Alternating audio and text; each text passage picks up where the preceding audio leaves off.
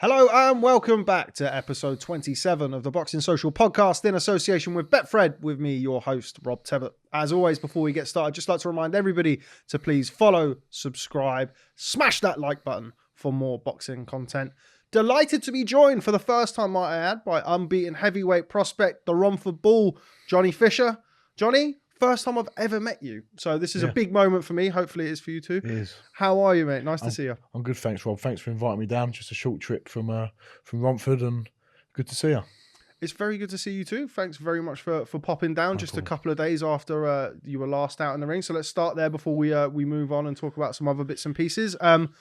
Looked like a pretty fun night that was down at the O2. Johnny, did you enjoy it? It was the word I've been using is surreal, because I've never experienced anything like that before in my life, especially it being my full fight as well. I just took it all in, soaked it all in, and it's a little hurdle, a little bit of experience that I've gained there quite early on, which is going to be important later down the line in my career.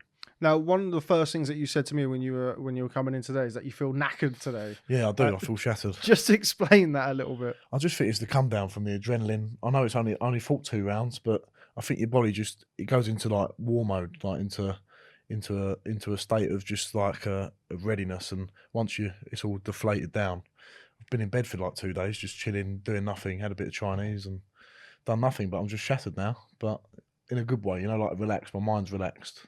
Yeah, well, the hard work's done now. Well, for 1 week, for a little bit, it's done. Before we move on, let's talk about your Chinese. Anybody who knows you, and of course your dad, who will come on to talk about, knows that I think a Chinese meal is kind of like it's a staple. It's the staple of the Fisher family diet. We always love to hear that. So, what did you go for? What did you have? What didn't we have is the proper the right question to ask. But we had the house special chow mein, house special rice, salt and chili king prawns, kung po prawns, beef and black bean sauce, Singapore fried noodles, regular chow mein, sweet and sour chicken, sweet and sour pork. We had loads. There's more. Pancake rolls, salt and chili chicken, salt and pepper squid, just everything you can think of. You probably had it on the menu, but we worked through it all. There's a few of us, so we worked through it all. So when it's like that, does everyone get their own plate? Is it all dished out onto the table? It's kind of a Fisher family free-for-all? It's a free-for-all. It's a free-for-all. So you've got to be quick in our house if you want to get a good bit of food. Good. That's why we order a lot, though, because we go back for seconds. But it's all dished up on the island, and then we all just take what we want. There's dishes that are specifically for me and my dad. Like we have the salt and chili king prawns, the kung po prawns, the house special chow meins are ours, and then everyone else sort of falls into line around us. Well, I haven't seen the size of you and your dad. I'm not surprised by that. That's probably where you got the hand speed from, just quickly diving in and getting the food while There's it's that there. chicken ball there, bosh. There we go, bosh. Yeah, let's talk about the fight. Have you gone back and watched it yet? I've watched it back a few times. I watched it with my mum and dad like at home. I thought the first round, feeling out a little bit, just feeling out, obviously the occasion as well, fighting in front of them people, that's going to have an effect. And I thought I'd use my jab a little bit more. Still want to use it more, because when I do use that jab, it sets everything up. Everyone knows that. The jab sets everything up. But there's still more to come. 4 fights in, to fight in a crowd like that was a new experience. I know I can box and be a lot more relaxed, but it's to be expected. When I get to 7, 8, 9 fights, hopefully I'll show a little bit more progression. But I'm happy with the performance, and the finish was good. I know I've got good finishing instincts, so I'm happy with that.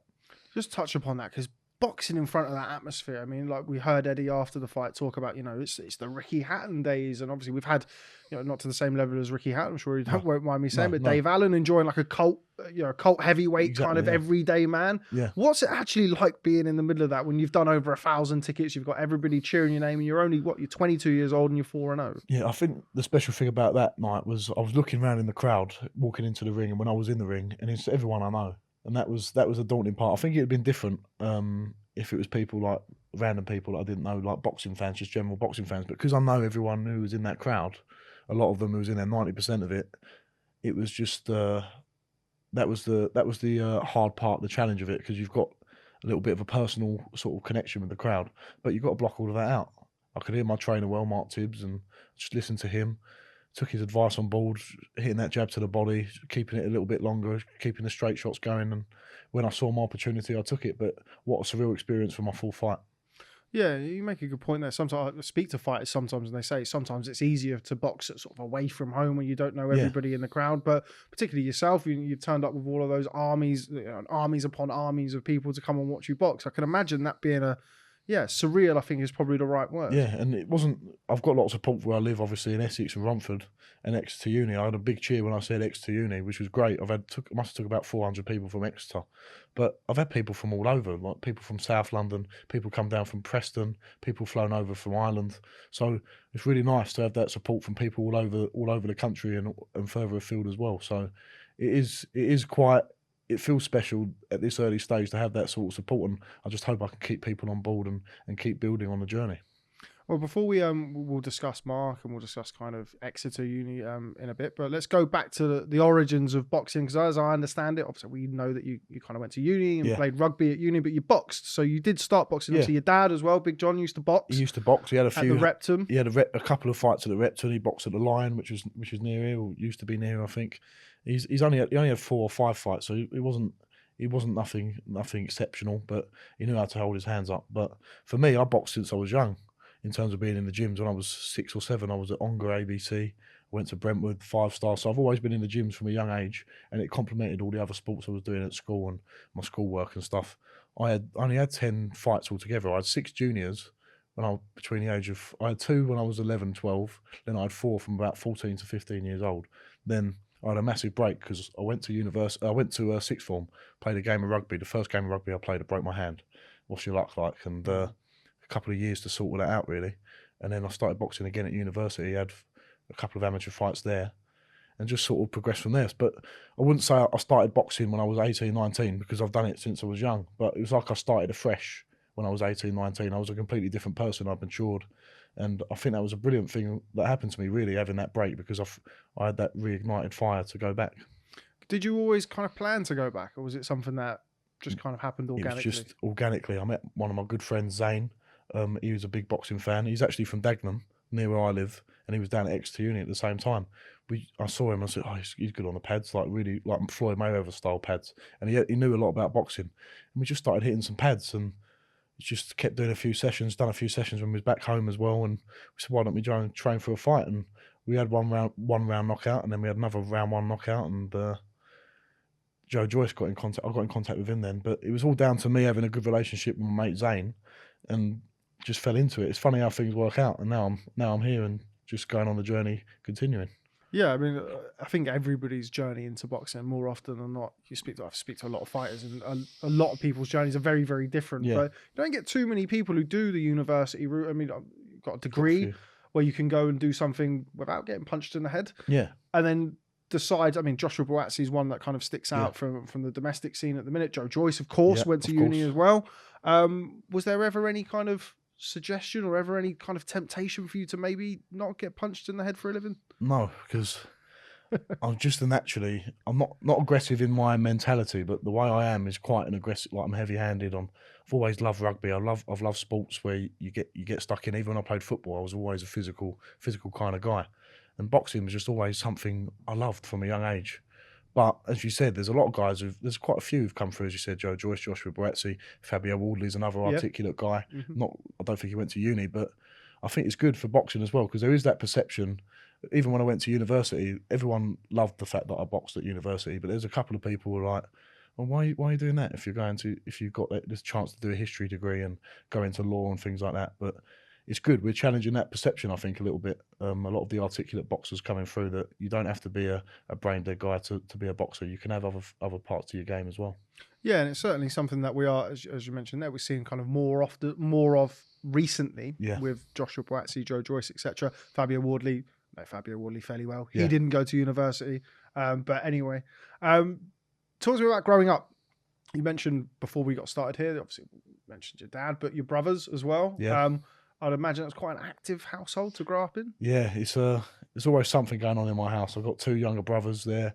One's 18, William. The other one's Henry, he's 20. They both work in insurance now up the city, but they're sports people as well. Henry plays semi-professional football. My little sister Hetty's into her sports as well. So there's always something going on in my house, and they both got dressed up and came to the boxing. William came in an all beige 3-piece suit, and everyone was calling him the Romford Eddie Hearn. He's going around, there's all chanting his name, and all getting behind him. He's a character as well, so it's good to have people like that in your family who've got something about them as well. Yeah, I can imagine it is a pretty lively house to be around. It's a double lively household in there. You mentioned Joe Joyce beforehand. I actually read a story about you going out to spar Joe Joyce. Yeah, Didn't it cost you a first at uni? it did. Well, I was on track for a first, so I can't ever say that I was guaranteed to get a first, but all my projections were I was on track to get a first. And I went to my faculty, my history faculty, and they said, "Look, I can't tell you not to do it or to do it, but all I can say is to be training out there, sparring, and then coming back and then doing a dissertation while you're out there is going to be obviously taxing because you've got to spend most of your time reading. History is a lot of independent work. It is possible to do it away from your stuff in your classrooms and things like that, but you've got to devote a lot of time to it. And obviously, if I'm out there, I wouldn't be able to devote all my time to it. But I went and got my 2-1, which gave me access to all the different career paths I needed to after, because a lot of jobs and entry requirements are 2-1 and above. So I thought, why not take the chance? I've still got a 2-1. It's a great solid grade. And I had the experience of a lifetime. At that point, it was just about the experience of going out to Las Vegas and training out there with someone like Joe Joyce, who's now a top 10 heavyweight. So that was a great decision for me, in my opinion.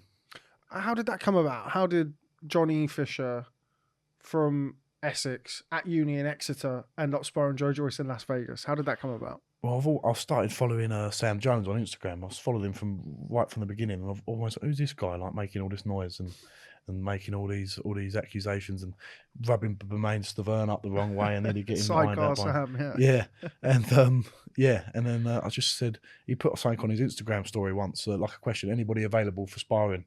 And I said, I only had 1 or 2, I think, at university at that point, 2 fights, and I said, I'm raw, but I'll give it a go if you need any sparring. And Sam said, come down. And I went down to Surrey, and I think it was the Light to Box gym at the time, where Adam Booth was based. And listen, I was nowhere near the level of Joe Joyce, and I still am nowhere near the level of Joe Joyce, but I had my raw attributes of strength and power, and I went in for a few rounds, and I impressed Sam Jones, I impressed Booth, and they asked me back a couple more times. And then I came back to uni and carried on as normal, and they asked me back at Christmas time for a bit more sparring. And then before you know it, they was asking me to go to Vegas in February time. So I just took my chance, and obviously I was not refined at all then. If I'm raw now, think about how I was a couple of years ago. But they could see Sam Jones had the vision to see the potential that I had, not just in terms of my support base, because he knew nothing about that then. All he knew was that I had strength, I had power, and I could punch. And I was durable, and I was tough, and I was rugged, and he took the chance on me. So I'll always be grateful to him for that. What was that like, the first spar that you did with Joe Joyce? He's a tremendously successful amateur. Obviously, he's gone on to do some really good things as a professional. He's in position to do some really, really good things as a professional. You don't strike me as somebody who would be fazed really by anything. You seem to, be quite matter of fact about things, take things in your own stride. But were there some nerves about getting in the ring with him the first time? Oh, yeah, big jugger. Of course. He's a big man. He walked in the room, and I thought, oh my God, this is an actual behemoth of a man, because I'm big. I'm not massive, but I'm a big guy, and he is just another level of big. But it doesn't faze me. The nerves. I think nerves make you perform better, and I thought, right, if anything, it made me switch on more. And I only done 3 rounds with him. He was sparring someone else as well. I think it was Courtney Bennett, an England international guy who I've sparred a few times as well. And I saw him get in with him, and I thought, Courtney's like, he boxes nice, very slick boxer, but I know that's not my style really. I can box like that. I've done it a lot in sparring, but I thought I'm going to stick it on Joe and give him what for. That's my best way of impressing him and surviving really. And I gave it to him for 3 rounds. At the end of it, I was blowing heavily, but it was enough to get me back. But yeah, I wasn't fazed. If anything, it motivated me more to do well when I saw the size of him. Yeah, I can imagine it was. Yeah. Going out to Vegas, was that the first time you went to Vegas? Yeah, I've never been in America before that, and it's just a surreal place to go. The UFC Performance Institute as well, that was amazing. Khabib was in there. I saw Gennady Golovkin there, Badu Jack, and you can imagine as a uni student going to see that, a boxing fan as well. It was just a surreal experience to go out there. Lorraine Richards was out with us as well. That was great. We made some good memories there, and bonded with Joe a little bit more, and we're good friends now as well. Yeah, I was sparring in Salas's gym. It was Las Vegas Fight Club. Yeah, that was it. That was it. Salas was great as well to be around him. He's got good energy about him. Really good energy. He gels really well with Joe as well. You can tell Joe, because Joe doesn't just warm to anyone. Even when I first knew him, he was just not cold, but you have to warm up to him, and I think that shows the genuine nature of Joe as well. He won't just be your friend because you're there. And then you can see when he's with Salas, he's got that that interest, and he's really passionate about what he does with him. Yeah, I'm quite glad that they've kind of gone full circle. Yeah, Because obviously yeah. he turned over and he had Salas when he Salas started with over. Hay, yeah. And then I mean, you trained with a lot of trainers. Obviously Adam Booth when you were Yeah, there. He was Abel over with Sanchez, Abel Sanchez for a bit as well. Obviously Steve took him under Salas during COVID, when Salas couldn't make it over. But yeah, I quite like that. It's kind of like from the outside looking in, you see like Salas is a very kind of eccentric, like Latin, very like outgoing guy, and Joe from the outside is quite laid back, laid back, quiet, reserved guy. And you put them together, and as you say, they complement each other quite nicely. It works really well, and I think, as you said, it shows that they've worked together. They didn't finish on bad terms, and they've come full circle, and they've been able to come back and fit in at the right time. And they're in a great place now. As you said, Steve done a great job with him as well. Obviously, for the Dubois fight. The Dubois fight, and Steve works well with him as well, because he's similar to Joe in a way, quite laid back as well, and that complemented, and that little team they've got there is excellent. Which leads us on to your trainer, or your training team, shall we say now, because I don't want to upset Jimmy Tibbs. It's probably the last person you want to upset. Mark Tibbs, somebody that we know very well here on Boxing Social. Mark, obviously a really lovely guy, very knowledgeable trainer. How did that come about, you training with the Tibbses? I knew who Mark Tibbs was and Jimmy Tibbs was, obviously, from where I'm from, and it being a boxing fan as well, they're very highly regarded. But also, again, that was down to Sam Jones and S-Jam Boxing and Adam Morley. They said, look, it's a good fit. You're in Essex. The gym is 15, 20 minutes from where you live. And you see what Mark Tibbs done with Dillian White in terms of the improvements that he made with him.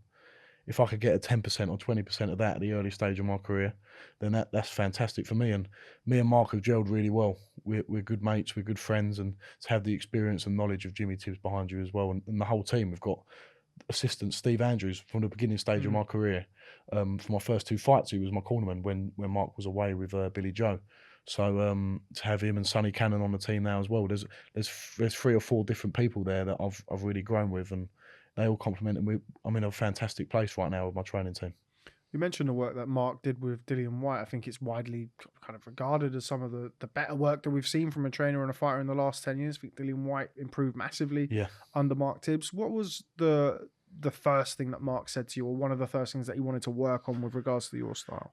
He said, you're very, very eager, which is a good thing because you can bring it down. But he said, you're trying to impress with everything you do. That's my mentality with my school work, with everything I do. I'm trying to impress people. I'm trying to show that I care, and that's my way of showing that I'm committed. But with boxing, especially if you want to go 12 rounds, trying to impress with everything, do everything at 100 miles an hour, that's not going to get you very far, because by round 4, round 5, you're going to run out of steam. So what we're trying to do is just calm it down, and I think the progression of the fights has shown that a little bit. Still can be done even more, but the eagerness was something we wanted to not get out of me, and not reduce that aggressiveness, but control it, refine it. Refining is the word we've been using since the start, and it's still happening now. We're still trying to refine now. How about Jimmy? I mean, you mentioned about Mark and Jimmy being very well known from where you're from. I think Jimmy's one of the most revered trainers in British boxing. Somebody who I always like to have. So I tell you, everybody has a Jimmy Tibbs story. Yeah. Now, my Jimmy Tibbs story was after Josh Taylor versus Ivan Baranchik. We were in Glasgow, and he'd worked the corner with Shane McGuigan and Josh Taylor, and a big fight kicked off in a kebab shop. Oh, did it? And Jimmy Tibbs looked like he was doing his laundry. It was he was stood there, and there was a big fight. So obviously, us normal people were everyone getting out of the way. Yeah. Jimmy Tibbs kept his place in the queue in the middle of all of this fight, and literally there was chairs going everywhere. It was unbelievable. That man's been there, done it, seen it all. He's seen some things. Yeah, he has. So I don't think anything phases him. I was in that when I was even in the corner in the change room before the fight. He's just sitting there, so calm, so relaxed. You could just see the look on his face. He said, "Don't worry." Like, without talking to me, you can think of him saying, "Don't worry, John. I've been here. I've done it. Whatever's going to happen in that ring, I've seen it all before. So it doesn't matter." But it's just to have someone of that knowledge and that experience around you. You can feel it walking around in the gym. I remember once I was in sparring with Dubois when Dubois was in our camp, and I forgot my towel, and he was just looking at me shocked, saying, "You didn't bring a towel to sparring?" Like, I thought it felt like I was a school kid at school, and he was telling me off like a head teacher, and just like little old school things like that. Always have a towel in your bag. Don't forget anything. Always bring a spare pair of gloves. He is the master, isn't he? The things with Jimmy is Jimmy's quite methodical as well with what he does. Like I've seen him in the dressing rooms before big fights, and he likes his process. That's why he's so relaxed in there, because he has everything, all of his ducks in order, so to speak. So I can imagine you turning up without a towel was Yeah, like it shocked him. blasphemy to It him. was, it was. But yeah, every time we train, he does my hands up. We've got a routine going, and I like working to routine as well. So it works really well, and you get to learn people's different habits as well. So Jimmy's habits, Mark's habits, Steve Andrews' habits, Sonny's habits, and as you go and progress, I've been with Mark just over a year now. But obviously, when he was been away, we've just started really working together since the Danny Whitaker fight. So we're still learning our ways and stuff, but we're bonding good and we're bonding quickly, which is great. As well as you being in the gym as a young man, starting your career, you've also got Johnny Hedges in there as well. That must be good as well, having somebody who's young, experienced, to kind of take on the journey with you. Exactly, yeah. Me and John get on really well in the gym. We've got young Tommy Fletcher, a big 6'7" cruiserweight coming through as well, who can punch like no one I've ever seen before as well. Harvey Holmes in the gym as well. Of course, we've got Charlie Duffield, a veteran of the game as well. So as you said, John Edges, all of them boys, we've got a great little team building, and we've got the young ones, we've got people with a bit more experience as well. So we're all gelling really well together, and we're all one solid team. Sounds it. Sam Jones. Now, I'm always really fascinated to speak to people about their experiences with Sam, because as you mentioned there, not shy of a word or two. I think it's fair to say he doesn't mind rubbing people up the wrong way if he feels like it's in his or indeed his fighter's best interest. Talk to me about the first time that you started working together. Obviously, you mentioned you reached out to him to get the Joe Joyce sparring, but as far as actually working together and staying with him, what's your experience been like with Sam? Well, it was last summer 2020, when because I came back from Vegas, and there was never really any mention of turning professional. It was just what an experience for me to go on. We got back in the summer, and I put a video up on my Instagram of my little ring walk with my university mates, and I had about 300, 400 there, and Country Rose was playing, and he said that's fantastic, and he's obviously put two and two together that I can fight a little bit, and I've got this support, and he's had the vision. Sam Jones is the one with the vision that let me have that night on Saturday night. I know it's very early in my career, but it shows the potential that I can have, and he's the one who spotted it even from that very, very early stage. And the good thing about Sam Jones is, you've seen it with Joe Joyce, you see it with all his other fighters, you see it with Florian Marco. He puts his neck on the line for you, and he stands in front of you. He's emotionally invested with his fighters, and with me, and what he's been doing with me with SJAM. I know he's moved on to Pro Bellum now, but we're still good friends, and we always will be. He puts his neck on the line, and what more do you want? Your manager, he's a bit of a unique manager in a way, because I don't normally get in front of the camera like they did. And when he was my manager, he put everything on the line for me, and he's given me the opportunities I've got. Eddie Hearn seemed happy with you. Yeah, he did. Past weekend. I think it might have something to do with the 1,400 tickets that you sold. Maybe. But anyway, must be great to have somebody like Eddie bat in your corner as well. Yeah, really, really nice, really good. Obviously, Eddie's changed the game really. I know the groundwork was laid by his dad, Barry Hearn, who was really friendly to me as well, and he's taken a bit of a liking, which is really nice of him as well. But Eddie's sort of changed the game a little bit, and to have his support, be working with Matchroom, I'm very privileged and very honoured, and they gave me a chance as well, because when Sam and Adam Morley put it towards Matchroom that they've got a heavyweight from Romford, obviously Eddie likes that connection with Romford, but he's taken a chance on me as well, and it's paying off so far, and I've got to just keep working hard, and he'll keep giving me the opportunities, and it's up to me to take them. We obviously just did a podcast in here with myself, Barry Jones, and Declan Taylor, and we discussed your performance this past weekend. I won't say what we said because you'll have to go back and watch it. Yeah. But one of the questions that came up was, this massive support that you've got, and you're 4 fights in and you're doing all of these tickets. Do you see that as, obviously it's a bonus, but as far as kind of your development in your career, having that behind you, because as you all know, and as people who are watching this will know, there's very talented fighters out there who can't move a ticket, who don't get the opportunities.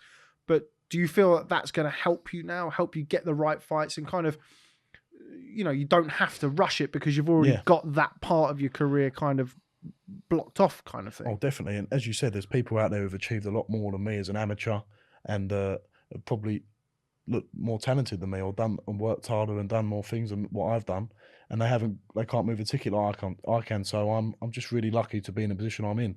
That doesn't mean I haven't worked hard and I've not got talent myself, but as you said, it just gives me that, not luxury, but that opportunity to develop at my own pace a little bit better. Gives me more opportunities, and as you said, for my experience, to fight my full fight in front of a crowd like that, that's all money in the bank, ready for when you do get to them area title fights or them title belts, if you get to that stage. But I'm lucky to be in the position I'm in, but that doesn't mean I don't have to pass the tests like everyone else when I get them. Yeah, I can imagine that, Mark and Jimmy Tibbs are they're not really caring too much about how many tickets you do when they're working you on those circuits. 100%. Talk to me about some of the other sparring experiences you've had. Fabio Wardley, I mentioned him. Yep. Obviously, he came into the podcast booth and we discussed kind of working with you. I think one of the surprising things, but it's not often that you speak to people who are in the same division or what have you, and kind of share sparring sessions, or obviously Fabio's slightly further on in his career than you are at this point, but still the general feeling I've got from everybody who I've spoke to about sharing the ring with you is everybody wants you to do really well. Everybody wants to bring you on and kind of as sparring should be. You shouldn't be in there beating 7 bells out of each other, but trying to educate and bring people along early on in their career. How beneficial is it to work with your Fabio Wardleys, your Joe Joyces? Have you sparred with Tyson? I sparred Tyson. With Tyson, yeah. I thought you had. I saw a picture. Yeah. How beneficial is it to have all of that? And it's not just the sparring them, but the type of sparring and having that kind of feeling around it. Oh, it's massive for me, especially from my lack of amateur background, only having 10 amateur fights. That my learning is going to be done sparring these people. So you get better. You spar with people better than you. If you play football, you play football with people better than you. Play rugby with people better than you. And someone like Fabio, who's them levels above me at the minute, really nice guy, really down to earth. But we've had a lot of spars together. We must have sparred over 10 times together, and we both take things away from it where we can both improve and both get better.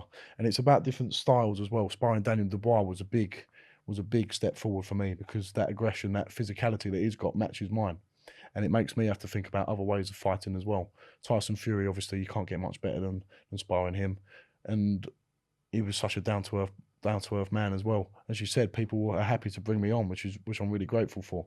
The first person I ever sparred was Dave Allen. And I sparred him just before the Lucas Brown fight. And I was, at that point, I hadn't even contacted Sam Jones. I was basically pumping a few weights in the gym, playing rugby once a week. And I'd come back on I think it was on a Friday, and I came back and sparred Dave Allen, and he was super fit. He was in great shape, and I'd done 6 rounds. I'd never sparred 6 rounds before in my life, I don't think. And he belted me a little bit. I think he said it in one of his interviews, but I kept coming forward. Darren Barker was there. I kept just toughing it out, and that was great for my character building. So you need to have them points in sparring where you do have tough tests, and I think they develop your character, and you learn about yourself from that. Because I could have gone to that spar, being a uni student, and thought, this ain't for me, this boxing life. I can just go back and party on a Monday, Tuesday, Wednesday, Thursday, Friday, and get my first in my degree and have not an easy life, because it's not easy working up the city, but go and get a good job. But I want to be here. I want to do this. That's why I'm here. So them spars tell you a lot about your character more than anything. And I sparred other guys. Obviously, Joe Joyce has been a massive part of my development as well, and I've got to give a lot of thanks to him. What part of the timeline was it that you sparred Tyson Fury?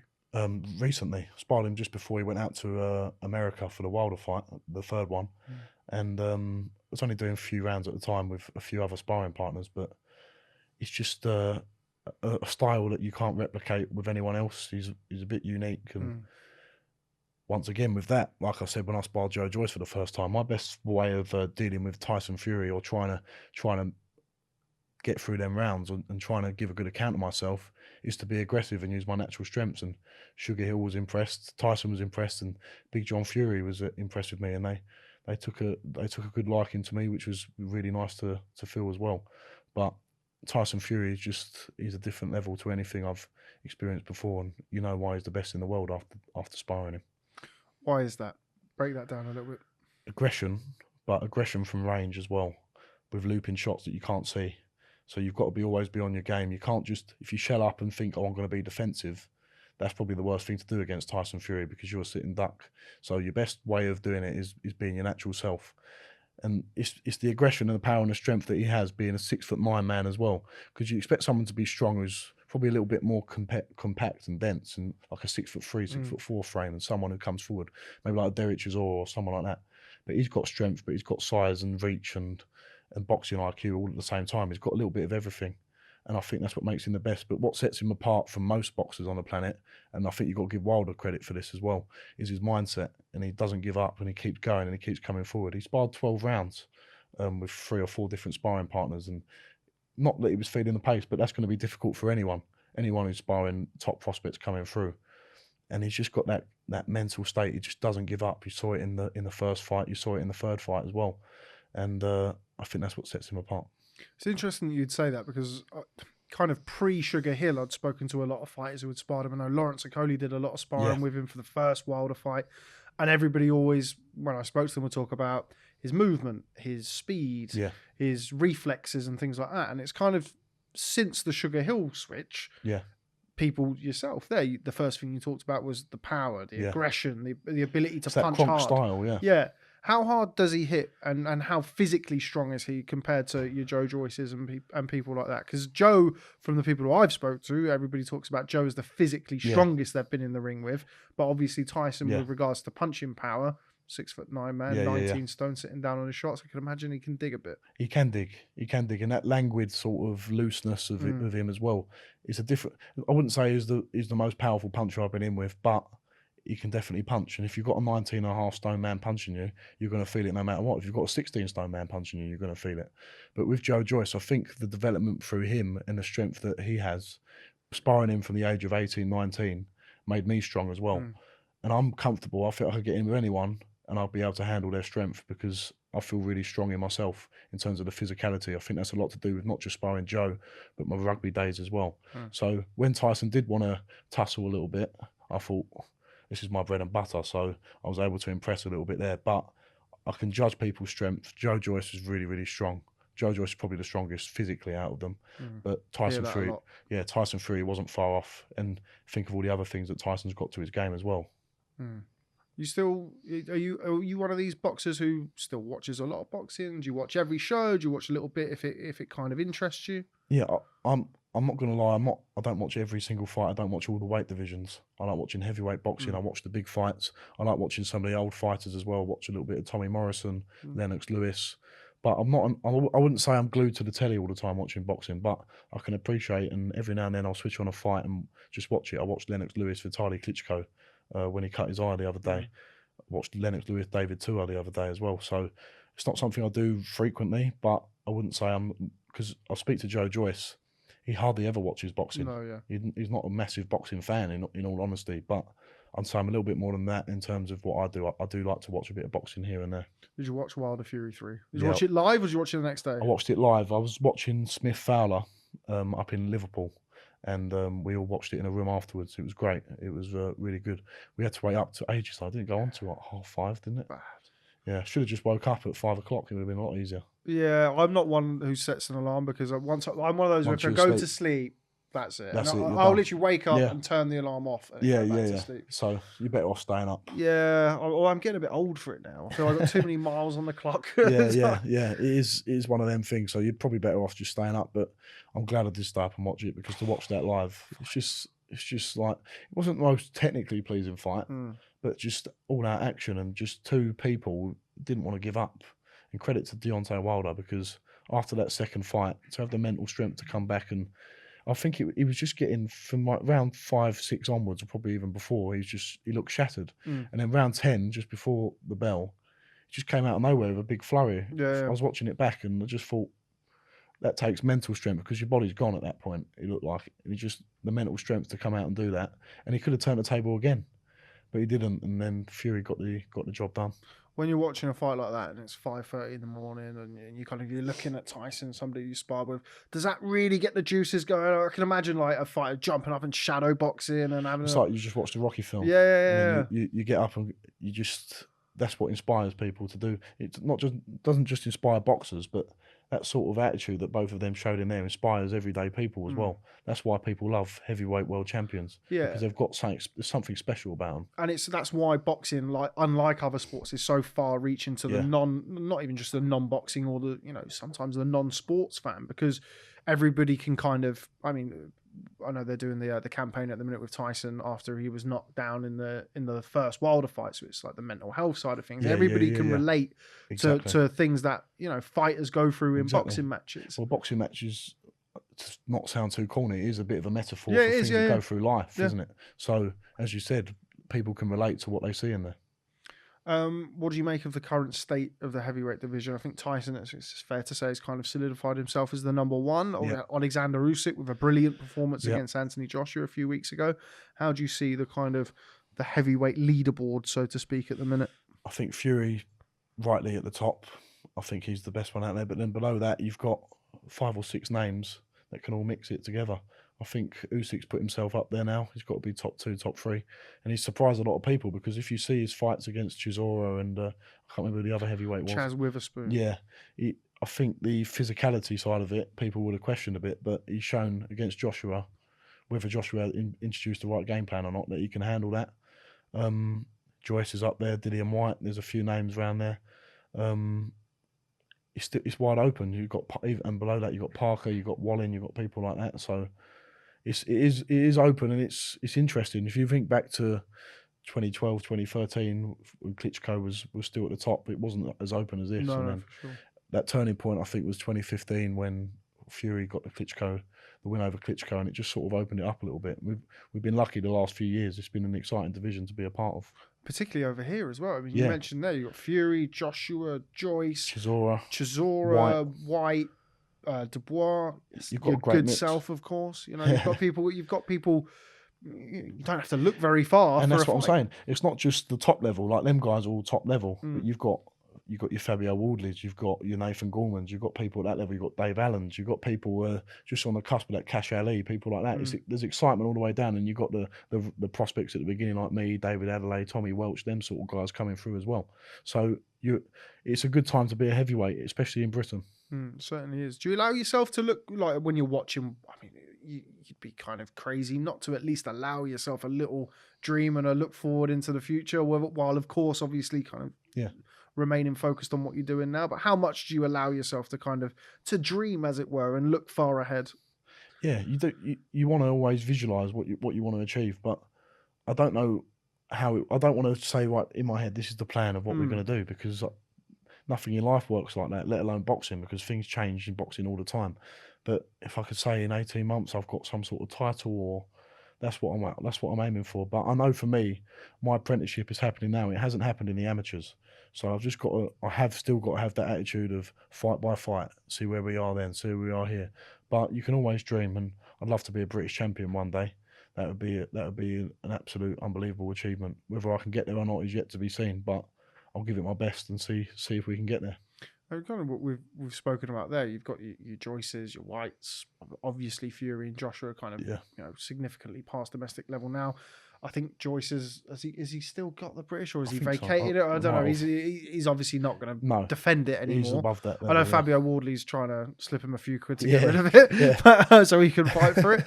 But how far along the line do you think it will be? Do you think it'll be 18 months before you boxing at area level, or 18 months, 2 years before English title, around that kind of level? It's still hard to quantify at this stage, but I'd say 18 months you want to be another 10, 12 fights in, then you start getting to the business end of it a little bit more, maybe English level, hopefully something like that. You might go a different route. You might go a more international route and try and get titles out there. But another 18 months, that sort of apprenticeship stage will be up, and you'll be ready to be thrown in with the mix a little bit more. That's what I'm hoping for. Let's talk about your dad. I think it's fair to say that he's your biggest fan. Yep. Always been that way. Always been somebody who's been incredible. He strikes me as the type of father who's incredibly supportive. Always has been. Talk to me about your relationship with him over the years. Definitely biggest supporter, along with my granddad as well. It was a huge part of me growing up. But being your biggest supporter doesn't mean you're always your biggest cheerleader. Yeah, for sure. My biggest critic as well. And in the social media, he always big me up and talk well for me. But if something goes wrong, or something doesn't go to plan, or it's something he doesn't agree with, he'll be the first one to say that he doesn't agree with it, and he'll give me constructive feedback, and I'll take that on board, because I know what he wants is the best for me, and we're very similar, and whatever he says, I'll take on board, and I might not agree with it at first, and then I might think about it for a couple of days and think, yeah, he's probably right. So it's important to have people like a good father figure in your life. Not everyone has one. I'm very lucky to have one in my life, because he wants what's best for you. He'll be your biggest supporter, but the most important thing is he'll let you know when you're going wrong as well. Yeah, and it's always in boxing in general, but certainly in boxing, you get people, you're somebody who's going to be very successful, and you're doing very well now. Yeah. So that can come with its own challenges, where you get a lot of backslappers, and you mentioned cheerleaders there. So it's good to, even if you, as you say, you don't necessarily always have to agree with what he's saying, it comes from the right place. That's exactly right. And I've always sort of thought that, even from this early stage, I've got to keep my feet on the ground, and you've got to keep a small, tight circle of people that you trust. and there will be people that come along and want to be involved for the wrong reasons, but there's also going to be genuine people that come along. But as long as you're aware of that, and you know in myself and Adam Morley, my manager as well for SJAM, he said, I know that you've got that in you, Johnny, because you don't get carried away or go away with the fairies. You keep yourself level-headed, and I think that's what's going to be my most valuable asset moving forward. I won't ever big myself up too much, and I'll know what it will take to get to the next level, and I think that's very important, and that's to do with the people that surround you, like your dad, like your friends, like your trainers, people that keep it real. Your dad enjoying the increased spotlight that he's found himself in? He's become what? He's a TikTok celebrity. He's doing all right for himself, isn't he? He's got the biggest cheer in the place the other day. It's crazy. We go on holiday, like it was even back in August. We was in Cornwall, and random people just coming up going, "Bosh!" Like he'd be eating his dinner. "Big John, how you doing?" And getting photos and stuff, and it is amazing how a man eating a bit of Chinese and saying "Bosh" at the end of it can make you a celebrity. But it has. He got the biggest cheer everywhere we go. We walk around. They love him. They love him. It's good to see, because it's something so simple. It must be lovely as well for you to kind of have that. It seems like a really good time to be you at the minute, like particularly on the back of like the last 18 months, 2 years, and in boxing where fighters can't get a fight, and you're selling tickets, your dad's involved. It's all, you've got good people around you, and certainly in Mark and Jimmy Tibbs, you've got good training team. Seems like a real good time to be Johnny Fisher at the minute. It's going well, and I know nothing's always going to be plain sailing, and you've got to enjoy these times. I spoke to a lot of people, especially on my debut. I spoke to Richard Towers actually just before my debut. I was feeling tense before my debut, but I spoke to him on the day, and he said, enjoy this time now, enjoy the way up, because I got caught up in my career of worrying about what was coming next, or this is where I've got to get to. But the fun part is the part when you're coming up and enjoying it, and you get so caught up in what's coming next that you've missed the moment that you're in now, and enjoying all this selling tickets, fighting on a show in your full fight in front of 1,000 people. These will be the memories that you cherish, and you wish, and you can't get them back. So just enjoy the journey as it happens. Sort of what Eddie was saying after the fight of the weekend. We're going to have a lot of fun over these next couple of years, which kind of seems accurate. Like regardless of kind of where you go after those next couple of years, you'd think these next couple of years there's going to be some good nights ahead. Because after a couple of years, I'm still going to be young heavyweight. I'm going to be 24, so I'm still a baby in the heavyweight division. So it's important that we don't rush. That doesn't mean we have easy fights all the way through. And I don't think, in honesty, I've taken an easy route so far. I've had a winning record guy in Danny Whitaker. Torreira's given people a good account of himself, but I've got rid of these guys in good fashion. But that doesn't mean that I've got to rush and go through all these levels and get people, someone's going to give me a bigger test. I've got to enjoy it, and the right test will come at the right time, and I'll develop as I'm meant to develop. And after them 2 years, I'll be 24. I'll be that little bit more mature, but I'll still be young enough to not have to rush through the ranks. What do you do away from boxing? Obviously, you've had a couple of days now to eat your Chineses and what have you. I was going to say, I just eat. That's all my hobbies are. But I've got a good group of mates as well. My mates who I hang around with, they're guys I met at school, and they keep everything real. Like they're similar to me in lots of ways, but they're not the most sportiest of lot. Like they're not like me in terms of boxing and rugby and playing like that. But they're into their sport. But they're just normal average guys in the sense that they go up the city, they work. They've all got great personalities and they're great people. And I think that keeps me grounded as well, because them guys, they'll take the nick out of me. They'll treat me like one of their own still, and it's brilliant, because that's what I want. That's what you want to be. You want to be with people who are genuine around you, and they're my biggest supporters as well. But they also keep it 100 and keep it what's the word? They keep it as it should be. Just genuine, nice guy, and them people keep you grounded. So I'm just enjoying my life, hanging around with them, eating food, being with my brothers as well. They're like my mates as well, and spending time with my family. That's all I do. I don't go out drinking. I don't go out to clubs really. Like this next week or couple of weeks, I go to the pubs a couple of times and see people. I go up the Rabbits a lot, where I go and have lunch, and I just have a very simple life really. Any apart from the obvious, when you ask fighters what's your kind of bucket list or things you want to achieve, everybody will say, you said a British title. Yeah. Everyone would like to become a world champion. Yeah. But are there any kind of little niche things that you'd like to tick off, anywhere that you'd like to box at, any in particular things you'd like to do? It'd be great to box at Exeter at the Chief Ground. That'd be brilliant. I remember watching them play rugby there. I think I was thinking, imagine boxing here or doing something like that. That'd be good. Love to box at York Hall and sell it out, or the Royal Albert Hall. Jess Harding, who I'm good friends good friends with. He said he used to box at the Albert Hall. He said it's like no experience you've ever It's a seen. lovely place. Yeah, Lovely I've place been for there boxing. and I watched a Frank Warren show, and it's like a Coliseum feel to Yeah. it. It'd be brilliant to box there. Well, we'll see. I'm sure. Well, with the way you've started your career and the support that you've garnered Let's in such see. a short space of time, I think the world is your oyster, Mr. Fisher. I'll try my best. That's all you can keep doing. I say that a lot. I keep just saying when people try and praise me up, I'll just say I'll try my best, because I don't want to say to that answer, oh yeah, I'm doing great, I'm doing fantastic, because I know I'm doing well, but it's only going to go well as long as I keep my feet on the ground and keep pushing and keeps thinking, right, what's the next challenge? What's the next test? What's the next thing I've got to achieve? So I think that's what my success has been built on so far. Just taking every step as it comes, resetting and going again. I think Jimmy Tibbs will give you a clip round here if you He get would. too ahead of yourself. He would, and I don't want that. No, you don't Definitely want that. don't want You that. definitely don't want that. No. Okay, well, Johnny Fisher's the first time that we've met. Hopefully not going to be the last time, and hope to do this again sometime Definitely. soon. Congratulations on this past weekend, the win, Thank you. and of course the Chinese. Two absolutely brilliant things. Thanks very much for coming down today. A short notice, might I add, No- and appearing on the Boxing no Social problem. podcast. And we'll Rob. catch up with you soon. Thanks very much, mate. Really enjoyed it. Cheers. Thank you very much.